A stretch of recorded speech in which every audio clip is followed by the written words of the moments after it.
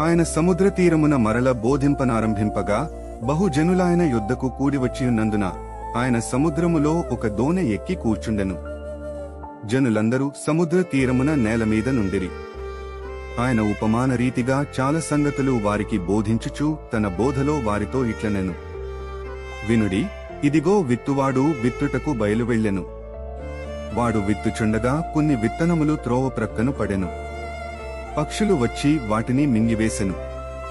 కొన్ని చాలా మన్ను లేని రాతినేలను పడెను. అక్కడ మన్ను లోతుగా నందున అవి వెంటనే మొలిచెనుగాని సూర్యుడు ఉదయింపగానే అవి మాడి వేరులేనందున ఎండిపోయెను. కొన్ని ముండ్ల పొదలలో పడెను. ముండ్ల పొదలు ఎదిగి వాటిని అణచివేసెను గనుక అవి ఫలింపలేదు. కొన్ని మంచినేలను పడెను.